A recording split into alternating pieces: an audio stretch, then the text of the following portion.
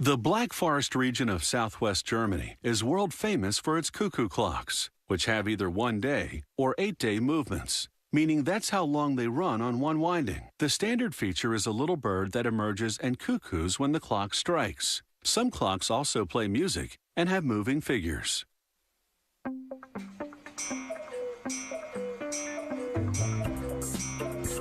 The intricate carvings that decorate many cuckoo clocks start out as a block of linden, a soft wood that's easy to carve.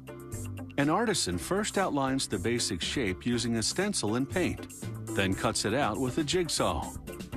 Here he's cutting 3 blocks at once. To steady the piece, he mallets it to nails protruding from a block of wood.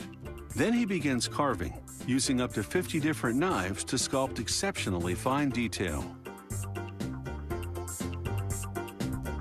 The clock cases these carvings decorate are made of pine or plywood, depending on the model.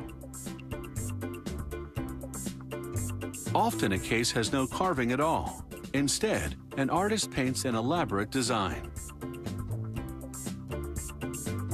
Some cases feature a combination of painting and carving.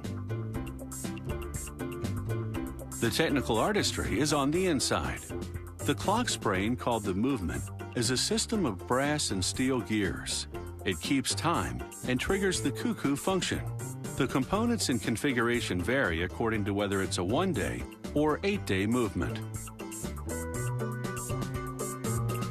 Workers sandwich the movement between 2 brass plates, connecting them at the corners with long screws. Then on the outside, they install the mechanism that times the chime.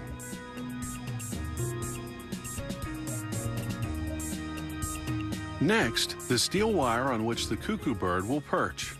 Then last but not least, the reels that will move the clock hands. The factory runs every finished movement for 2 days straight to ensure it functions perfectly. The first part that goes on the clock case is the dial. They tack it with tiny nails. Next, the wooden cuckoo bird.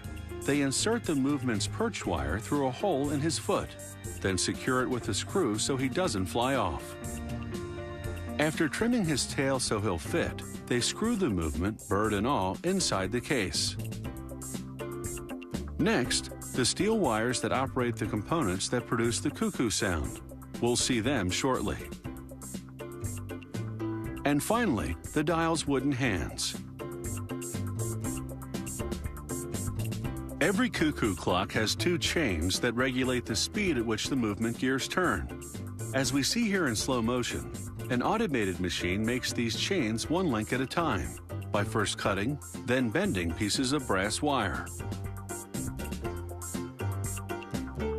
Each chain goes into the case through a hole in the bottom, then onto a wheel in the movement, then back out through another hole in the bottom of the case. S-hooks go onto the ends. These will hold cast iron weights that pull the chain. Workers rig up a small wire connecting the bird and the door. This opens the door when he comes out to cuckoo.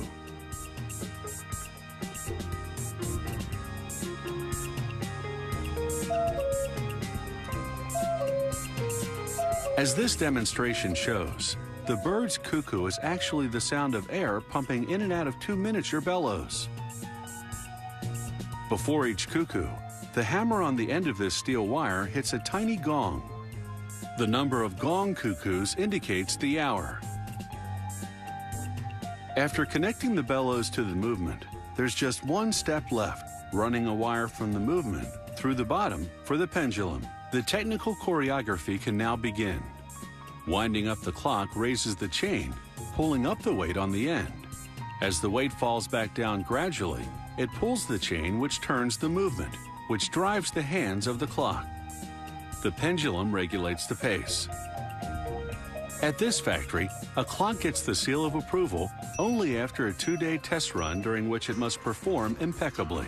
It's this attention to detail, both artistic and technical, that makes these traditional German cuckoo clocks such timeless treasures.